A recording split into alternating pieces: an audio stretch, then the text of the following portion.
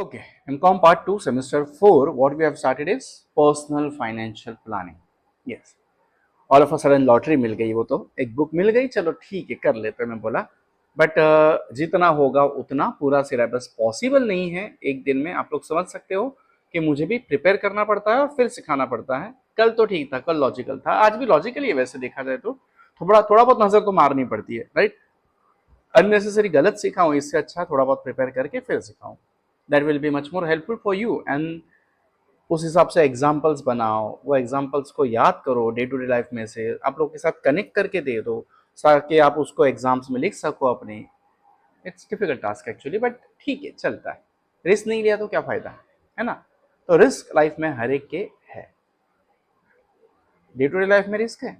वो रिस्क को मैनेज करने के लिए क्या मुझे फाइनेंशियल प्लानिंग चाहिए? वो फाइनेंस कहाँ से आया? मेरी इनकम से। हाँ? तो इनकम मेरी एक्टिव हो, पैसिव हो, ऑल ऑफ अ सडन हो, परमानेंट हो, टेम्पररी हो, रेगुलर हो, इरेगुलर है, that is a different thing. But from the same income I have to manage my risk. Okay, is there any chance to avoid the risk? No, but is there a chance to minimise the risk? Yes. कैसे? Insurance निकालने से, right. So chapter number 2 will be dealing with risk analysis and insurance planning, correct? For that I should have some income, I'm having some liabilities, I should have some assets, वो asset भी मेरे depreciable है। अगर मेरा खुद का घर भी है तो घर मेरा 100 साल, 150 साल, 200 साल चल जाता है, ठीक है, कब? पुराने कंस्ट्रक्शन का हो तो। लेकिन आज की तारीख में 3 साल में बिल्डिंग को क्रैक दिखने लगते हैं आपको, है? मैं जहाँ पे अभी बैठा हूँ वो बिल्डिंग मेरी इतनी ब्रॉड है, लिटरली 1 फुट मिनिमम, ओके। और आजकल की दीवारों में आपका स्लाइडिंग के जितनी दीवार, सोचो तो इसीलिए उसमें क्रैक वगैरह आ रहे हैं। ये 50 साल पुरानी बिल्डिंग है लेकिन इसमें उतना प्रॉब्लम नहीं है जितना आजकल की 3 साल 5 साल पुरानी बिल्डिंग को होता है। तो it's your asset, is it having a risk? Yes. So should I manage that risk too? Yes, I have to, correct. तो यहाँ पे आपको यही सारी चीजें सीखनी है इस टॉपिक में। तो इंट्रोडक्शन में आपको रिस्क कहा गया, अलग अलग तरह के वो सब। Income and asset protection, yes I have to see what are the incomes, बराबर। और असेट प्रोटेक्शन करना ये भी मेरा एक फर्ज बनता है। इनकम, इनकम कौन सी तरह की है? इनकम मतलब क्या? पैसा आया। इंसान की लाइफ में पैसा कहाँ से आता है? From where the person is getting an amount of money is known as income, correct. So earned income जो आपने कमाई सैलरी से, वेजेस से, बिजनेस से, बराबर है। इन्वेस्टमेंट इनकम जो आप कमाते हो इन्वेस्टमेंट करके, यानी कि डिविडेंड, इंटरेस्ट, ये सारी चीजें, बराबर। इंश्योरेंस भी यहाँ पे ले सकते हो, कोई प्रॉब्लम नहीं, क्योंकि इंश्योरेंस का आपका जो मनी बैक पॉलिसी है उसमें आपको पैसे मिलते रहते हैं, आपने इन्वेस्ट किया है इसके लिए आपको मिल रहा है। Business income, no problem. Retirement income, आपका प्रोविडेंट फंड, ग्रेजुइटी, ये सारी चीजें जो है, बराबर, आपको रिटायरमेंट के बाद मिलती है, तो वो मेरी रिटायरमेंट इनकम मिल जाती है।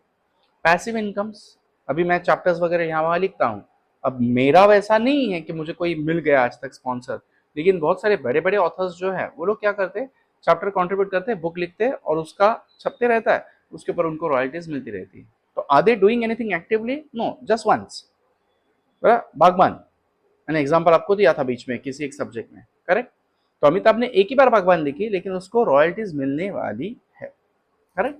गवर्नमेंट बेनिफिट्स, यस, विधवाओं को पैसा मिलता है, हैंडीकैप्स को पैसा मिलता है। मेरे नसीब में तो वो भी नहीं, साला अप्लाई किया था तो कुछ नहीं हुआ, 2 बार अप्लाई किया महानगर पालिका में, कुछ नहीं हुआ, तो मेरे नसीब में वो भी नहीं है। ओके, सो ये सारी चीजें जो आपको गवर्नमेंट की तरफ से मिलती है। स्ट्रेटेजीज फॉर इनकम प्रोटेक्शन, क्या करना चाहिए? इनकम परमानेंट हो या आई हुई इनकम अच्छी बनी रहे, उसके लिए आपको कुछ ना कुछ स्ट्रेटेजी अप्लाई करनी पड़ेगी। यस, क्या अप्लाई करेंगे स्ट्रेटेजीज में? Income protection insurance, yes. Disability insurance निकाल के रखो, अनएम्प्लॉयमेंट इंश्योरेंस, गवर्नमेंट प्रोग्राम्स और private policies that offer temporary financial assistance in case of job loss. करे ये मनरेगा करके एक है अपने पास संस्था, ये स्कीम कांग्रेस के जमाने से चलती आई थी, है मतलब अभी उसको उन्होंने चेंज कर दिया है नाम, समथिंग अभी की सरकार ने, बट मनरेगा के नाम से पहले गाली दी थी। अब उसी को चला रहे हैं, उसी के दम पे कोविड काल में भी बहुत सारे लोगों को, मतलब गांव के लोगों को इनकम स्टेबल रही। आप लोग देखते होंगे कि रास्ते बनाने के काम जो कर रहे हैं या रेलवे पे जो पत्थर का काम कर रहे हैं, डैम बनाने का काम जो कर रहे हैं, वो उधर के गांव के लोगों को ही बुलाया जाता है। आई गेस कुछ साल में 100 दिन का काम उनको मिलता है। तो गवर्नमेंट इतनी फैसिलिटी उठा रही है। Then critical illness insurance, yes you have to.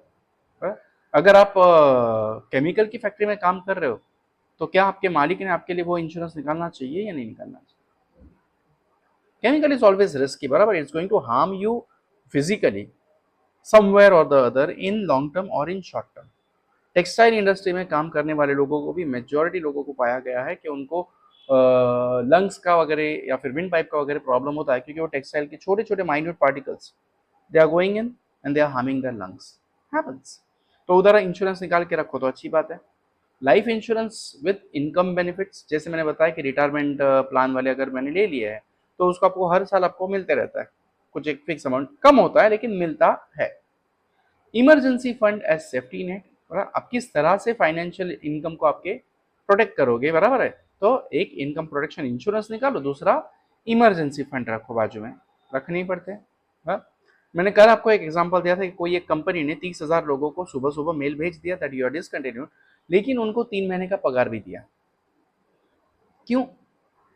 मेरे को आज जॉब से निकाल दिया, बराबर, लेकिन क्या तुरंत मेरे को कल मिलने वाला है? नहीं, जीने के लिए मुझे खाना तो जरूरी है। तो उस मालिक ने मेहरबानी करके आपको क्या कर दिया, 3 महीने का पगार भी दे दिया। 3 महीने में तू काम ढूंढ वरना भूखा मर। ओके, सो इमरजेंसी फंड हमारी पर्सनल लाइफ में, डे टू डे लाइफ में होना चाहिए, यस होना चाहिए। Diversification of income streams, whatever you are having income, diversify मतलब उसको अलग अलग रास्ते दे दो। शेयर्स में इन्वेस्ट करो, बैंक में इन्वेस्ट करो, पोस्टल स्कीम में इन्वेस्ट करो, किसान NSC कुछ है, नेशनल किसान सर्टिफिकेट ऐसा कुछ है, उसमें इन्वेस्ट करो ताकि आप इनकम अच्छे से कमाते रहो, बराबर। गवर्नमेंट बॉन्ड्स खरीदो, ये सारी चीज़ें, investment in stocks, bond, real estate, side business and freelancing करते रहो, बराबर। रेंटल इनकम, आपके पास जगह है तो उसको रेंट पे दे दो। Royalties and digital assets, retirement planning for long term income protection, yes it's must, correct. तो अलग अलग प्लान्स है इंश्योरेंस के, LIC के है, बजाज एलियंस के है, दूसरी सारी बैंक्स के भी, HDFC के वगैरह है, मैंने सुना है वो अच्छे होते हैं, बट मैं बाबा LIC में चिपका रहता हूँ, मुझे अच्छा पड़ता है।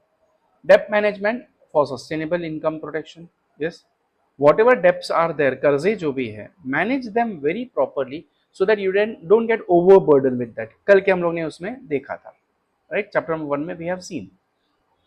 Then avoiding high interest debt, loan protection insurance, refinancing or debt consolidation, legal and estate planning और income security। ये क्या चीज़ है? क्या मरने से पहले मेरी अगर बहुत प्रॉपर्टी है तो विल बना के रखो, अच्छा है या बुरा है?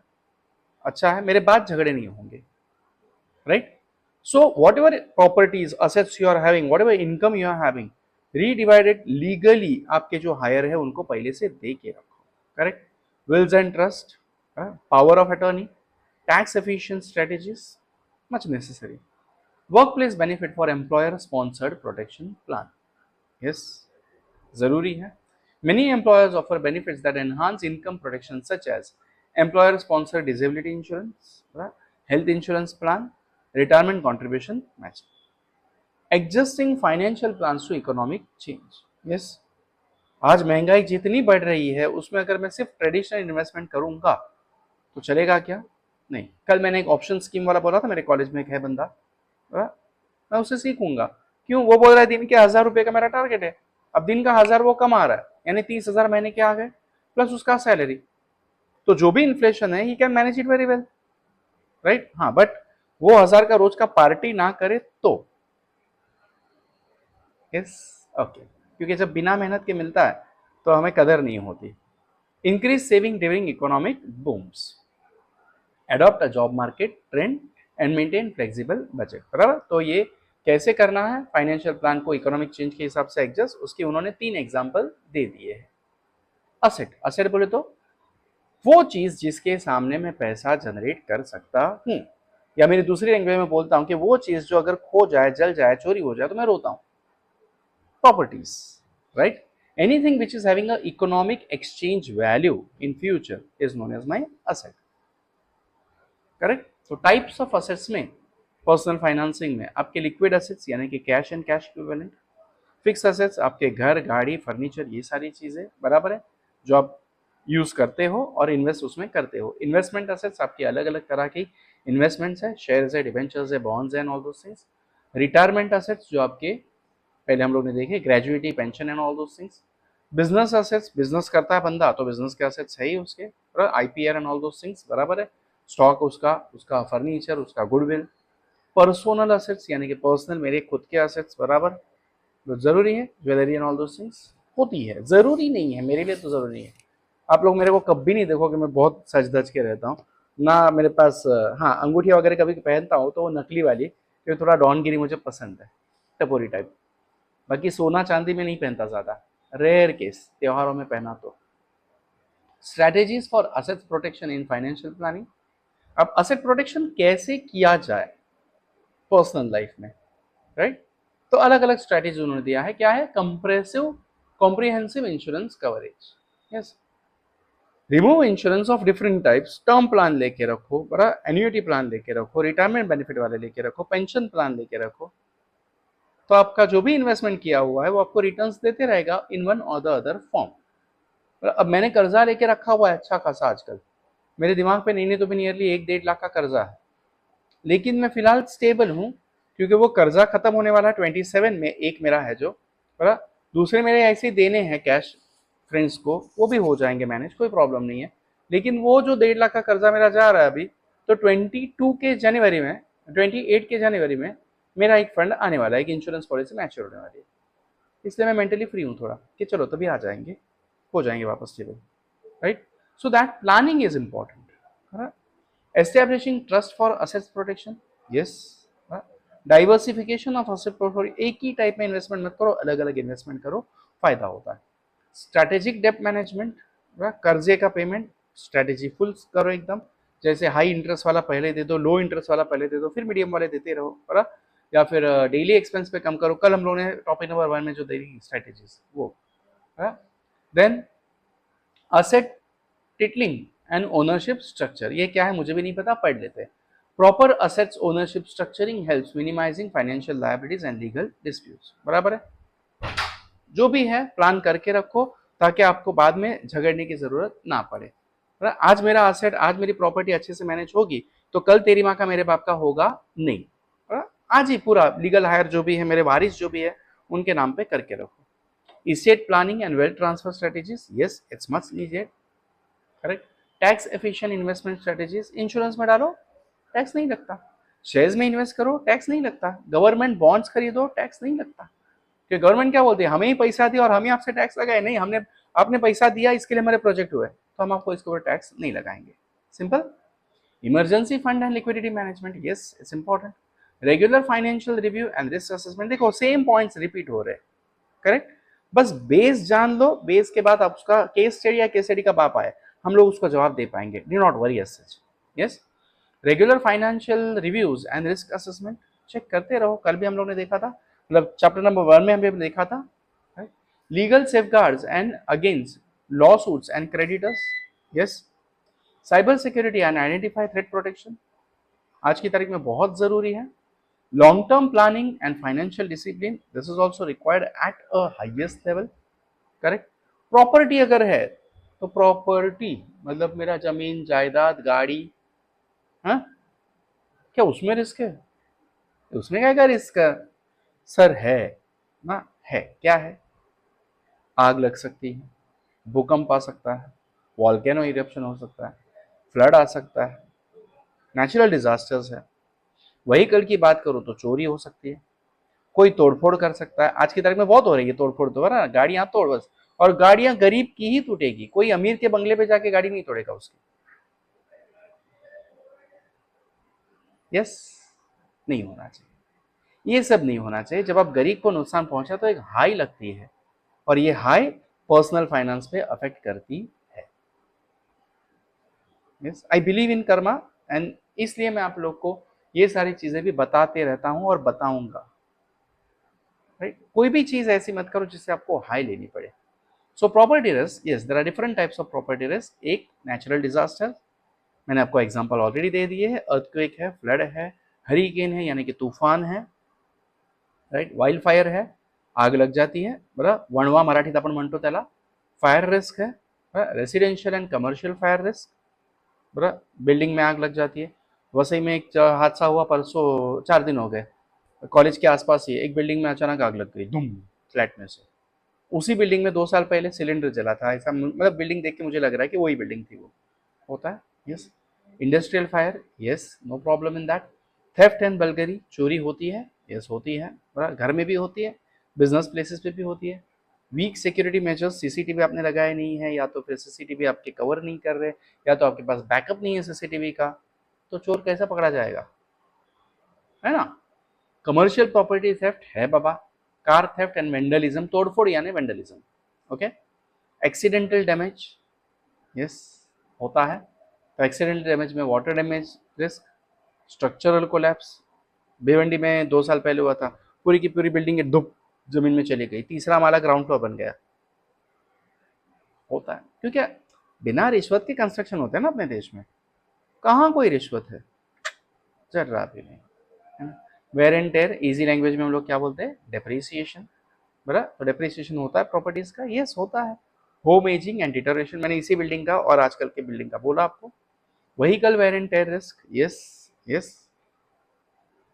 लीगल एंड लायबिलिटी रिस्क, कल मेरे ऊपर कोई केस कर देगा, तूने हमारा मटेरियल चुराया, तो लफड़ा है ना.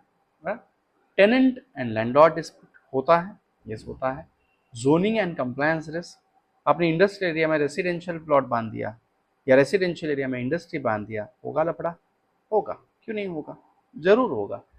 इम्पैक्ट ऑफ प्रॉपर्टी रिस्क क्या है, एक financial impact, higher repair and replacement cost, बराबर है. प्रॉपर्टीज जब गड़बड़ होती है तो उसमें आपको रिपेयर करने के लिए बहुत कॉस्ट पे करना पड़ता है. लॉस ऑफ इन्वेस्टमेंट वैल्यू, कल मैंने फ्लैट का एग्जांपल दिया था, मैंने जहाँ पे इन्वेस्टमेंट किया वहाँ पे 2200-2500 रुपया मेरा रेंट मिलने वाला है, और 6181 में मेरा ये EMI पे कर रहा हूँ, लफड़ा है. Increase insurance premium, business revenue loss होता है, समझा. तो ये सारे आपके different types of risk property के साथ अवेलेबल है. अगले लेक्चर में मिलेंगे और कुछ रिस्क के साथ और इंश्योरेंस के साथ. आई होप यहाँ तक आपको क्लियर हुआ है. Yes, thank you. कल के वीडियोस को, चारों वीडियोस को अच्छे व्यूज जा रहे, that means you people are studying and you were in need of it. तो आई वुड एक्सपेक्ट थैंक्स, और at least how you felt. Okay, ये आपको मतलब अच्छा लगा या नहीं लगा, उतना एटलीस्ट बता देना, ताकि लेक्चर के साथ कंटिन्यू करूँ. Thank you. ओके.